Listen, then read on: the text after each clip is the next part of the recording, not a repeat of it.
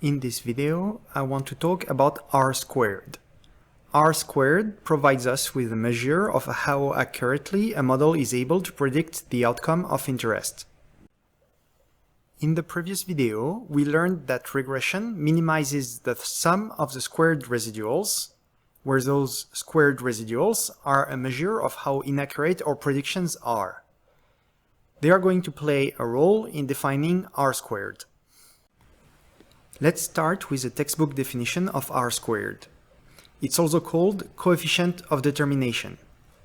R-squared is a percent of variation in the dependent variable that is explained by the explanatory variables, and that's why we call them explanatory variables. The equation for it is on the screen.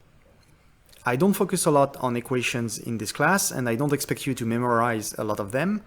However, the equation for R-squared is actually fairly intuitive when we break it down.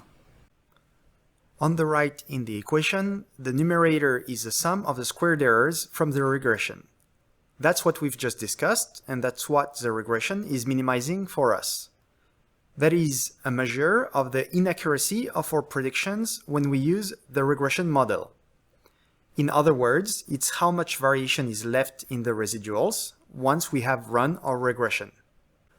The denominator is the sum of the squared errors if the trend line were simply plotted at the average y. We call it the sum of squares in total, or SST, and it represents the total amount of variation in our sample.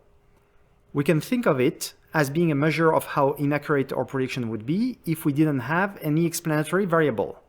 Or we can think of it as the amount of variation before we run the regression, if we don't know x, for instance. Our best guess in that case would just be the average value of y. So the ratio on the right is SS error over SS total.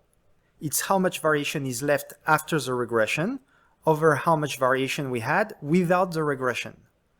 If we can predict y very well when we know x, our SS error at the top is going to be close to 0, so the fraction on the right is going to be close to 0 as well. So the R-squared is going to be close to 1 because it will be 1 minus 0. On the contrary, if we couldn't lower the amount of unexplained variation by running the regression, then SS error and SS total will be equal, and so we will have a ratio of 1 on the right, and the R-squared will be 1 minus 1 equals 0. So the R-squared goes from 0 if we are doing bad and we can't reduce the amount of unexplained variation, to 1 if we can completely reduce the amount of unexplained variation.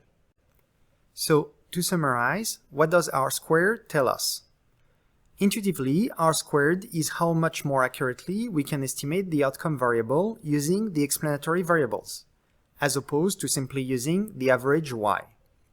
If R-squared is close to 1, we can explain a lot of the variations in y with our regression, and if R-squared is close to 0, we can't explain the variation in y better with our regression.